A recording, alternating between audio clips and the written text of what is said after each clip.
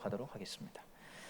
블레셋 사람들이 이스라엘을 침해 이스라엘 사람들이 블레셋 사람들 앞에서 도망하여 길보아 산에서 엎드러져 죽으니라.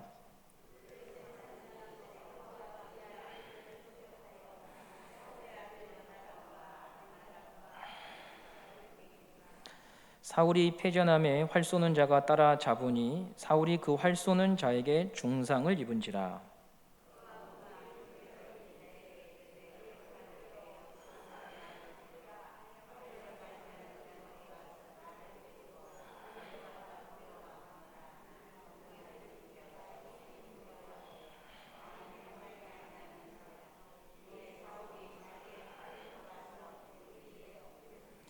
무기를 든 자가 사울이 죽음을 보고 자기도 자기 칼 위에 엎드려져 그와 함께 죽으니라.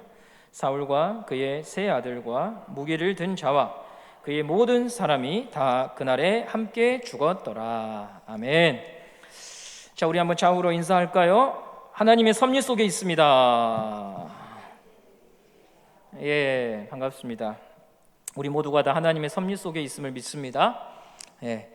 이제 사무엘상을 마무리해야 되는 시간이 됐습니다. 원래 사무엘은 사무엘상 하로 나뉘어져 있지 않고요, 한 권의 책인데 후대에 나누게 됐습니다. 지난 시간에 우리가 30장 22절까지 말씀을 보았습니다. 전리품 분배로 인한 갈등의 본문이었죠. 30장 22절 말씀 우리 한번 보도록 하겠습니다. 사무엘상 30장 22절입니다. 시작. 다윗과 함께 갔던 자들 가운데 악한 자와 불량배들이 다 이르되 그들이 우리와 함께 가지 아니하였은즉 우리가 도로 찾은 물건은 무엇이든지 그들에게 주지 말고 각자의 처자만 데리고 떠나가게 하라 하는지라. 추격하다가 나고에서 부솔 시내에 머문 200명에게 전리품을 나눠주는 것은 부당하다. 그러나 다윗은 그럴 수 없다. 왜냐? 이 모든 것이 우리의 실력으로 된 것이 아니라 하나님이 돌보아 주신 은혜로 인하여 받게 된 것이니 그렇게 할 수 없다. 다윗 공동체는 하나님 나라, 교회를 보여주는 그림이라고 했습니다. 하나님 나라는 은혜의 기초에 세워진 나라입니다. 은혜의 기초 위에 세워졌다라고 하는 것은요, 사람이 시작한 나라가 아니다. 그 나라는 위에서 임하는 나라다. 위에서 임했다고 하는 것은 사람이 기원이 아니란 말이죠. 사람의 시작이 아닙니다. 사람이 세우지 않았습니다. 우리는 가끔 주변에서 이런 말을 듣습니다. 이 교회는 누가 세웠다, 이 교회는 누구 할아버지가 세웠다, 이런 말씀들을 하죠. 이해는 가지만 성경적이지 않는 말이죠. 예배당 건물을 짓는데 헌신하고 수고한 사람들이 있었겠죠. 그러나 교회는 사람이 세울 수 없습니다. 교회의 기초는 예수 그리스도입니다. 예수님의 죽으심과 부활을 기초로만 교회는 세워집니다. 사람은 교회를 세워가는 일에 하나님께서 동참시켜 주셔서 물을 주기도 하고 섬기기도 하지만 자라나게 하신 분은, 시작하신 분은 하나님입니다.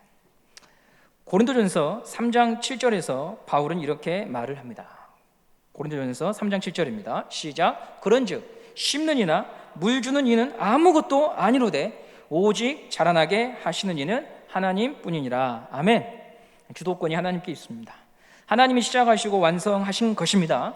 고린도 교회는 바울이 2차 전도 여행 때 1년 반 동안 체류하면서 개척한 교회예요. 이런 교회를 향해서 바울이 이렇게 편지를 씁니다. 고린도전서 1장 2절 말씀 함께 보겠습니다. 고린도전서 1장 2절 시작. 고린도에 있는 하나님의 교회 곧 그리스도 예수 안에서 거룩하여지고 성도라 부르심을 받은 자들과 또 각처에서 우리의 주 그들과 우리의 주 되신 예수 그리스도의 이름을 부르는 모든 자들에게. 아멘. 바울은 고린도 교회를 누구의 교회라고 말합니까? 하나님의 교회. 아멘. 하나님이 시작하셨고요, 하나님의 명의로 되어 있습니다. 맞습니까? 하나님 명의로 되어 있어요. 그래서 교회는 하나님이 세우신 원리에 순종해야 됩니다. 오늘 본문에 교회가 어떤 곳인가에 대해서 중요한 원리를 기록해 놓고 있는데요, 30장 사무엘상 30장 24절 25절 말씀을 보도록 하겠습니다. 사무엘상 30장 24절 25절입니다. 시작. 이 일에 누가 너희에게 듣겠느냐? 전장에 내려갔던 자의 분깃이나 소유물 곁에 머물렀던 자의 분깃이 동일할지니 같이 분배할 것이니라 하고 그날부터 다윗이 이것으로 이스라엘의 율례와 규례를 삼았더니 오늘까지 이르니라. 아멘. 전리품에서 빚어진 갈등을 통해서 다윗 공동체는 한 가지 중요한 하나님 나라 원리를 세우죠. 그건 은혜의 원리입니다. 아말렉을 찾을 수 있었던 것, 우리가 가족을 한 명도 잃지 않고 되찾은 것, 빼앗긴 것보다 더 많은 전리품을 얻은 것은 은혜다. 이것을 우리가 잊지 말자. 이것이 우리의 기초고 우리의 바탕이다. 우리가 계산적으로 살지 말고 은혜로 대하는 방법을 훈련하고 연습해야 되는 백성이다. 이것을 다윗이 규례로 삼은 것입니다. 우리는 경쟁 사회를 살아가죠. 경쟁 사회는 실력을 요구합니다. 실력이 있어야 경쟁에서 이길 수 있지요. 그런데 실력이 있다고 다 성공하는 건 아니에요. 실력을 갖추기 위해 노력해도 성공하지 못한 경우도 많아요. 우리 주변에 땀 흘려 성실하게 살아오셨지만 노년이 되어도 쉬지 못한 채 생존을 위해 아등바등 살아가시는 분들 어렵지 않게 주변에서 볼 수 있습니다. 그분들을 향해서 열심히 살지 않아서 그랬다라고 말하는 건 가당치 않은 말이죠. 가끔 봉선동에도요, 리어카를 밀고 다니면서 폐지와 재활용품을 주워 가시는 분 가운데 한 팔로 이 리어카를 밀고 가시는 분을 봅니다. 두 손으로 밀고 가는 것도 쉽지 않은데요, 한 팔로 그 일을 하고 계시는 장면을 볼 때 좀 서글퍼요. 저분이 폐지를 줍고 다닌 이유를 게을러서 그런다라고 말할 수 있을까요? 공부를 안 해서 저런 거야라고 말하면 그게 맞는 말일까요? 아니죠. 사연이 있을 거예요. 그리고 사회적인 구조적 모순이 있는 거예요. 혼자 힘으로는 극복해 볼 수 없는 냉혹한 현실적인 문제들이 있는 거예요. 열심히 하지만 태생적으로 선천적으로 가지고 있는 조건이 악할 수 있는 거죠. 조수미 씨가 이런 말을 했어요. 내가 여기 자리에 오르기까지 99%의 재능과 1%의 노력으로 된 거라고 말을 했습니다. 그 말이 무슨 말일까요? 자기 노력을 안 했단 말일까요? 아니에요. 타고난 조건이 있다는 거죠. 노래를 잘할 수밖에 없는 타고난 재능이 있다고 하는 거예요. 우리는 출발할 때 동일한 선상에서 출발하지 않아요. 어떤 사람들은 더 많이 갖고 태어나고 어떤 사람들은 더 못하는 가운데 태어납니다.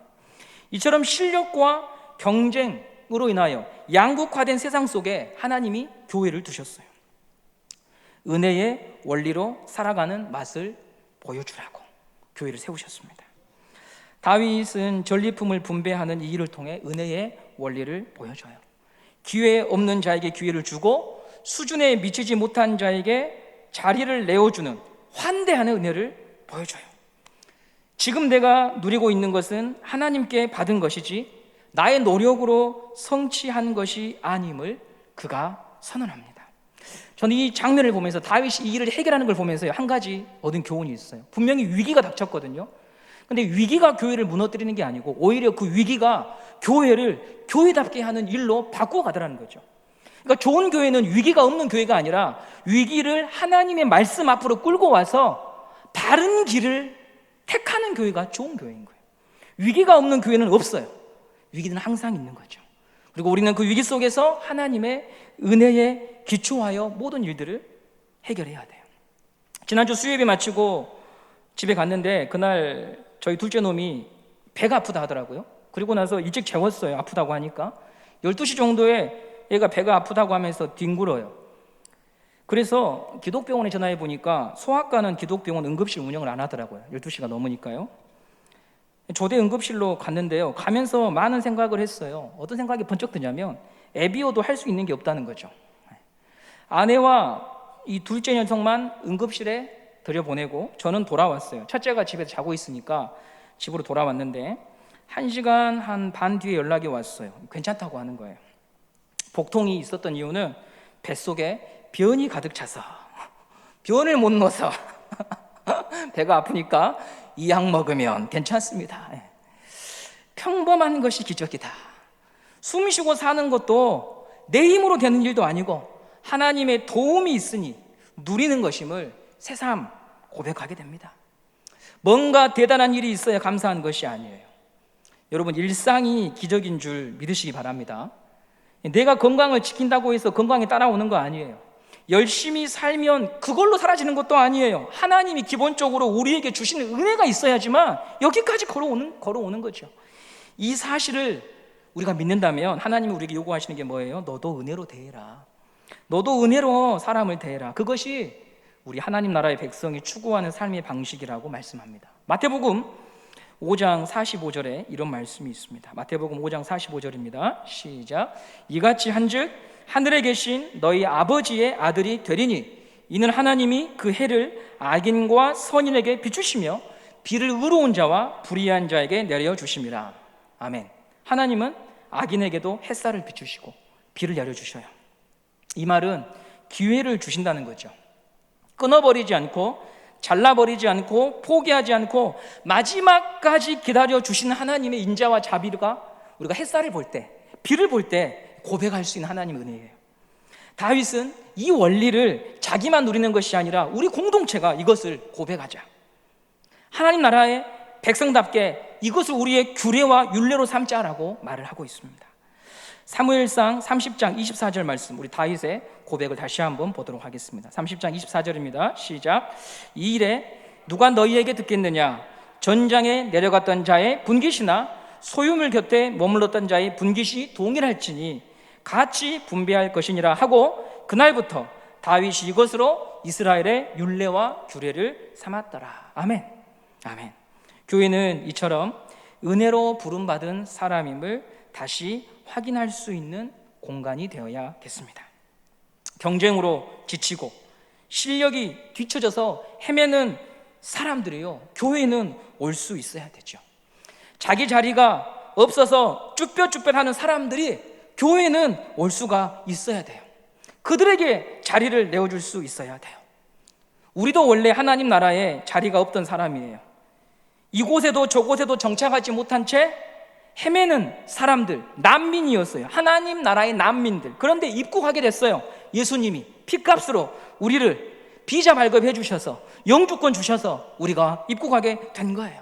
자리에 앉게 된 거예요. 그러므로 너도 또 다른 이들에게 자리를 내어주며 살라고 하나님이 우리에게 말씀하십니다. 다윗은 부솔시내에 머문 200명에게 동일하게 전리품을 나눠줬습니다. 그리고 30장 후반부에 또 다른 나눔을 하거든요. 그 내용이 사무엘상 30장 26절부터 시작이 되는데요, 두 번째 나눔이 이것입니다. 30장 26절입니다. 시작.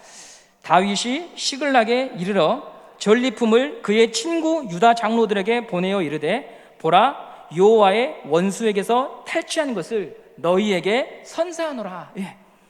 자기들끼리만 이 전리품을 나누는 것이 아니라 유다 지파 성읍에 이 전리품을 분배하고 있어요. 왜냐하면 아말렉이 사울이 나라를 잘 돌보지 못하는 틈을 타서 유다 지파 성읍을 습격하고 탈취했거든요. 그래서 지금 다윗이 찾아온 전리품 가운데에는 유다 지파 사람들의 것이 있었어요. 이것을 다시 돌려주는 거예요. 만일 경쟁과 실력만이 다윗 공동체의 기둥이라고 하면 절대로 할 수 없는 일이죠. 우리가 은혜로 살아가고 있다고 하는 것을 믿었기 때문에 더 가지려고 하는 것이 아니라 있는 걸로 족하고 없는 자들에게 나눠줬던 것이었습니다. 자, 여러분, 다윗은 시글락에 머물고 있는 도망자입니다. 망명자입니다. 그런데 하나님 나라가 어떤 곳인지 다윗을 통해서 드러나고 있습니다. 하나님의 나라가 펼쳐지는 방식이 참 기묘해요. 인생의 무대에서 주인공이 아니라 겨우 조연 한 자리 맡은 자들을 통해서 펼쳐져요. 시글락이라고 하는 변방에 있는 주변인들을 통해서 주목받지 못하는 사람들을 통해서 하나님의 나라가 어딘지 하나님이 증거하고 계셔요. 사울에 비해 턱없이 그 수가 작고 구성원도 볼품이 없었어요. 부솔시내에서 악한 자와 불량한 자들이 그 안에 있었잖아요. 무명의 사람들이 대부분이에요. 우리는 이런 질문을 하죠. 왜 하나님은 이렇게 하나님 나라를 증거하는 걸까? 왜 그렇게 하실까? 이게 제가 오늘 여러분과 함께 깊이 생각해 볼 주제인데요, 먼저 알 수 있는 것은 하나님은 이런 자들을 통해서 어떤 분인지가 잘 드러난다고 하셔요. 이런 무명의 사람들, 될 수 없는 사람들을 통해서 하나님이 잘 증거된다고 하셔요. 우리는 좀 생각이 다릅니다. 강해져야 되죠. 폼나야 됩니다. 권세가 있어야 되고요, 사람도 부리는 재력도 있고 명함을 꺼내면 상대편의 길을 죽일 수 있을 만한 어떤 사회적 위치도 있어야 하나님이 증거되고 드러날 수 있다고 생각합니다. 감사 기도 제목란에 적어도 뭐 자녀 취업, 어떤 뭐 이런 사람들이 볼 때 우와 그랬어, 이런 것들이 좀 있어야 우리 가정에 하나님 나라가 있고 우리 교회에 하나님 나라가 있고, 이렇게 우리는 생각하죠, 1차원식으로. 그런데 성경은요, 성경을 읽어보면 자꾸 다른 방향으로 우리를 이끌어가요. 이런 부분들에 대해서 여러분이 혼란스러울 때 쉽게 생각할 수 있는 길이 있어요. 십자가를 생각해 보세요. 십자가, 수치스러운 사형틀이에요. 무력하게 하나님의 아들이 죽임당했지요. 어리석어 보였지요. 이해되지가 않아요. 받아들일 수 없는 선택이었어요. 그런데 하나님의 나라가 뭘로 임하냐면 십자가로 임해요. 미련하고 어리석고 수치스러운 일을 통해서 하나님의 나라가 완성되고 임해요. 이것을 우리가 기독교의 아주 독특한 특성으로 보고 있죠. 왜 하나님의 나라는 이렇게 어리석게 임할까? 이 질문을 다시 해볼게요. 하나님 나라를 하나님께서는 왜 이렇게 고달프게 써내려가는 것일까? 예를 들면, 한 가지 예를 들면은요, 다윗이 골리앗을 무찔렀을 때 그때 하나님이 다윗을 권좌에 올리시면 안 될까요? 기름 부음을 받자마자 이스라엘을 통치하는 리더로 세우시면 비루하게 살지 않아도 되잖아요. 사울의 폭정과 억압을 이스라엘 백성들도 보지 않아도 되잖아요. 쉽게 갈 수 있는 길이 있어요. 그런데 하나님은 고달프게 이야기를 끌어가셔요. 우리의 이야기로 끌어오면 여러분들 예수 믿어도 인생 고달프잖아요. 부르짖어도 응답은 없고 애가 타는 일들이 있잖아요. 그 질문이에요. 저는 어제 했던 기도를 오늘 또 하고요, 그저께 했던 기도를 오늘도 하고 있어요. 1년 동안 기도하는 기도도 있어요. 2년째 하는 기도도 있어요. 그러면 여러분 이런 말이 나오죠. 아니, 하나님 기름 부어서 자녀 삼으셨으면, 예수님 통해서 구원하셨으면 좀 챙겨주십시오. 어떻게 저한테 이럴 수 있습니까? 도대체 하나님 어떻게 이렇게 가고 계십니까? 하는 그런 상황들, 그런 마음들이 여러분들한테 없습니까? 성경 가운데 시편을 보면 지금 말씀드린 상황을 그대로 표현하는 구절들이 참 많거든요. 시편 44편을 한번 보도록 하겠습니다. 시편 44편 23절부터 26절까지 여러분 억울할 때마다 한번 이 본문을 보시면서 묵상하시기 바라요. 시편 44편 23절에서 26절입니다. 우리 한번 읽어보겠습니다. 시작. 주여 깨소서, 어찌하여 주무시나이까? 일어나시고 우리를 영원히 버리지 마소서. 어찌하여 주의 얼굴을 가리시고 우리의 고난과 압제를 잊으시나이까? 우리 영혼은 진토 속에 파묻히고 우리 몸은 땅에 붙었나이다. 일어나 우리를 도우소서. 주의 인자하심으로 말미암아 우리를 구원하소서. 시인이요, 공경에 처해 있어요. 사방으로 어려움이 둘러싸여 있어요. 힘겨워요. 그런데 시인을 짓누르는 또 다른 어려움이 있어요. 하나님이 대답이 없어요. 하나님이 응답이 없어요. 23절에 주무시지 좀 말고 일어나세요라고 하잖아요. 이 말은 하나님을 간절히 불러도 답이 없으니까 시인이 비꼬아서 하는 말이에요.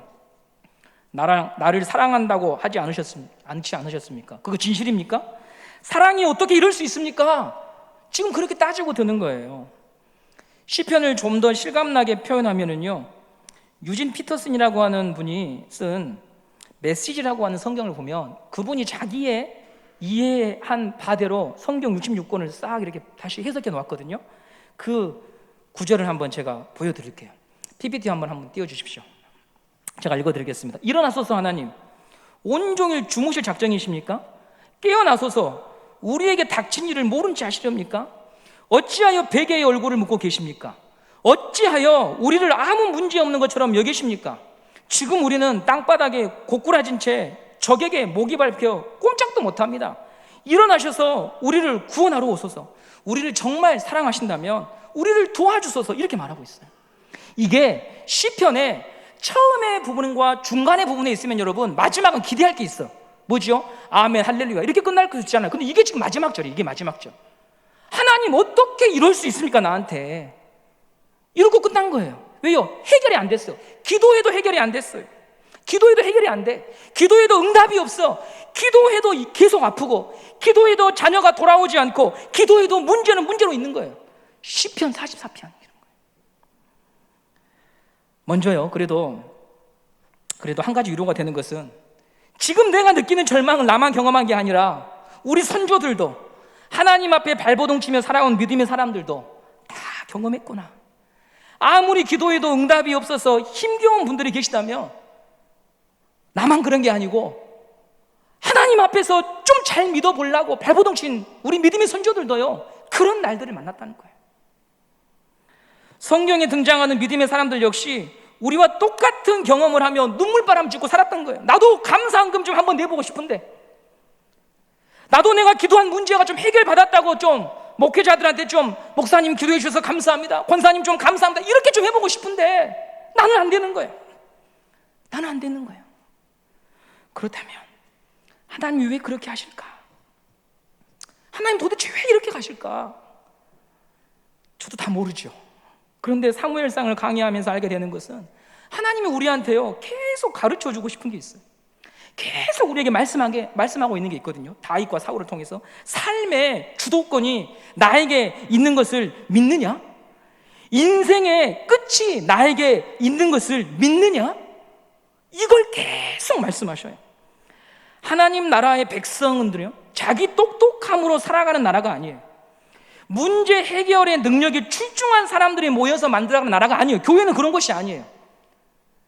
그 나라는요, 사복음서를 보면 하나님 바짓가랭이 붙잡고 가는 사람들의 나라예요. 주의 은혜가 아니면 안 된다고 하는 것을 온몸으로 깨닫고 남이 쳐다보든 말든 주님 바짓가랭이 붙잡고 가는 나라예요. 그런 사람들이 존귀함을 받는 나라라는 거죠. 그래서 사람 붙잡고 시비 걸 시간이 없어요. 하나님의 도움을 입어야 된다는 것을 알기 때문에 부스러기 은혜라도 주셔야 오늘 내가 먹고 살고 내일도 내가 살아갈 수 있다고 하는 그런 절박함을 가진 자들이 모여서 살아가는 나라가 하나님 나라라는 거죠. 하나님 나라에서 실력이라고 하는 것은요, 나의 못남을 더 깊이 알고, 그래서 하나님 앞에 부복하여 엎드려서 주의 은혜를 구하는 그것이 실력이라고 말하는 거예요. 휘두르고 부르고 부리고 내가 주목받는 나라가 아니라는 거죠. 그걸 지금 하나님이 다윗과 사울을 통해 우리가 보여주는데, 사울은 계속 그 길로 가요. 사울은요, 보세요, 자기 주변에 사람들을 끌어모아요. 자기가 힘을 규합해요. 용사들을 전국에서 모집해서 자기 주변에 다 배치시킵니다. 그 사람들만 데리고 다녀요. 왜 모였죠? 블레셋과 전투하려고 하는 왕의 사명을 감당하는 것이 아니라 자기를 지키기 위해서 모이는 거예요. 나를 위협한다고 하는 다윗으로부터 자기를 지키기 위하여 사람들을 규합하는 거예요. 모든 게 자기 중심이에요. 아말렉과 전투를 한 후에는 하나님의 말씀에 불순종했음에도 기념비 세워놓고 자기 이름을 높여요.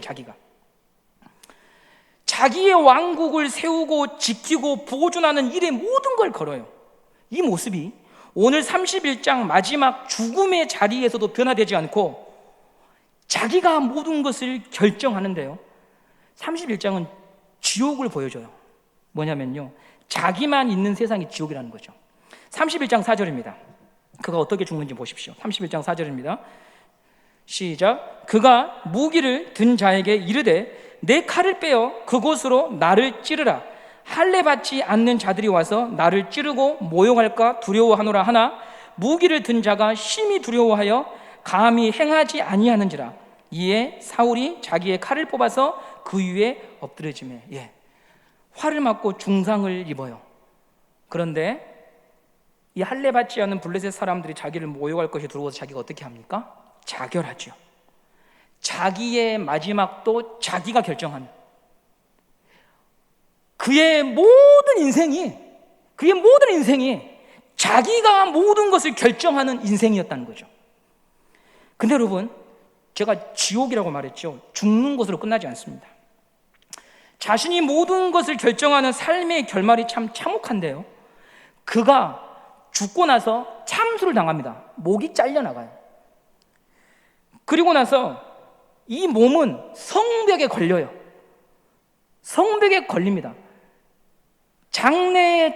장례식을 치르지 못하고 성벽에 걸린다고 하는 것은요, 죽어서도 수치를 당하는 건데요, 이 시신을 걷어서 사람들이 장례를 나중에 해주거든요. 어떻게 하냐면 성경에 처음으로 등장하는 단어가 이게 나오는데 그를요 화장합니다. 화장해요. 매장 안 해요. 왜 화장을 하느냐? 시신이 난도질 당한 거예요. 훼손된 거예요. 죽은 몸조차도 성한 곳이 없는 참혹한 죽음을 당했다고 하는 것을 오늘 31장이 우리들에게 보여주고 있는 것입니다. 성경이 무엇을 말하고 있는 것일까요? 하나님의 통치 밖에 사는 자들의 삶이 얼마나 비참한가를 보여주는 거예요. 나만 있는 삶, 내가 모든 것을 결정하는 삶, 하나님을 등지고 사는 삶의 결말이 무엇인가를 보라고 하는 것이죠. 자신이 왕이 되어 살아가는 인생의 결말을 잘 보고 은혜의 통치 안에 살아가는 문이 열렸으니 이 문에 들어와 나의 백성으로 살아가기를 하나님이 우리를 초청하시는 거예요. 화장했다고 하는 말씀은 여러분 31장 12절에 보시면 불사르고라고 나와요. 네, 여러분 표시해 놓으십시오. 성경에 유일하게 화장한 장면이에요. 유일하게 화장한 장면. 하나님의 은혜의 통치 안에 들어와 살아가라고 저와 여러분을 초청하셔요. 다윗을 보세요. 하나님의 섭리가 그를 보존하고 인도합니다. 비록 시글락에 있지만 자기는 시글락에 있는 것이 한탄스러울지 모르지만 하나님의 섭리가 그를 보존하거든요. 우리가 이번 주 주일날 들었던 말씀, 하나님이 만드신 창조의 세계를 지키고 보존하신 하나님의 섭리가요 다윗을 지켜요. 어떻게 지키느냐? 지금 이 시글락에서 블레셋과 이스라엘이 전투를 벌인 현장까지 며칠이 걸리냐면 4일 거리예요. 4일 거리. 이게 왜 중요한가? 여기 하나님의 신비한 계획이 있어요. 사울이 죽었잖아요. 사울이 죽었다고 할 때 그의 죽음과 관련해서 가장 먼저 사람들이 떠올릴 인물이 누구겠어요? 다윗이에요. 왜죠? 다윗은 블레셋으로 망명했다는 게 이스라엘 전체에 소문났거든. 그러면 이 사울의 죽음에 다윗도 관계가 있을 것이라고 사람들은 바로 생각할 수 있는 거예요. 그날 여러분 하나님 어떻게 하신 거예요? 시글락으로 다윗을 보내버려요. 4일 길 거리로. 그래서 이 사울의 죽음에 다윗이 전혀 무관하다고 하는 거예요. 다윗이 이스라엘의 왕으로 등극하는 데 있어서 사울의 죽음이 다윗이 한 일이 아니라 하나님의 심판이라고 하는 것이 정확하게 드러날 수 있도록 하나님이 시글락에 있는 다윗을 보호하고 계신다는 거예요. 어떻게 이런 일이 가능해요? 하나님의 은혜의 통치가 그에게 있기 때문에. 이처럼 하나님의 돌아봄, 하나님의 통치, 이것이요 예수 믿는 사람들의 특권이고 오늘도 하나님이 우리를 그렇게 인도하고 계시는 줄 믿으시기를 바랍니다. 그러므로 하나님의 은혜의 통치 안에 있는 사람들은 지금 내 모습을 보면 시편 44편처럼 하나님 어떻게 이럴 수 있습니까? 라고 망한 것 같은데 망하지 않았다라고 말해요. 성경은 외로운데, 너무 외로운데 고독한데 너는 외로운 놈이 아니야 라고 말해요. 약한데 너는 약하지만 않다고 말해요. 왜요? 하나님이 그의 하나님이 되어주시고 섭리하시고 인도하시기 때문에. 내가 울고 있을 때, 절망할 때 하나님께서 은혜의 우산으로 나를 덮어주시고 데리고 가시기 때문에. 그래서 바울은 현재 자기 자신을 둘러싸고 있는 상황이 우겨쌈을 당한 상황임에도 고린도 교회 성도들을 향해서 이렇게 말하죠. 오늘 마지막 말씀입니다. 고린도 후서 6장 8절에서 10절 말씀 우리 한번 같이 읽어보도록 하겠습니다. 시작. 우리는 속이는 자 같으나 참되고 무명한 자 같으나 유명한 자요, 죽은 자 같으나 보라 우리가 살아있고 징계를 받은 자 같으나 죽임을 당하지 아니하고 근심하는 자 같으나 항상 기뻐하고 가난한 자 같으나 많은 사람을 부유하게 하고 아무것도 없는 자 같으나 모든 것을 가진 자로다. 아멘. 아멘. 사람이 볼 때 하찮아 보이고 꽉 막혀 있는 인생처럼 보이나, 홀로 팽개쳐진 인생처럼 보이나, 그 아들 예수의 피로 구원해서 하나님이 끄집어 데리고 가는 너의 인생이니 포기하지 말아라. 지금 변방의 시글락에 너의 인생이 찌그러져 있는 것 같지만 포기하지 말아라. 침몰하는 나라의 백성이 아니라, 망하는 나라의 백성이 아니라 너는 영혼에 속해 있고 영원한 나라의 백성이니 자폭하지 말고 믿고 따라오라고 주님께서 우리를 데리고 가시는 것입니다. 우리의 끝은 외롭지 않을 것입니다. 우리의 결말은 예수 안에 있는 줄 믿습니다. 우리의 결말은 영원 속에 있음을 믿으시기 바랍니다. 그러므로 오늘의 절망 앞에 굴하지 말고 그럴수록 예수 부르며 우리에게 던져진 책임과 의무를 다하며 걸어가는 인생들 되시기를 간절히 소망합니다. 우리 함께 들은 바 말씀 기억하면서 함께 찬양하기 원하는데요. 이 찬양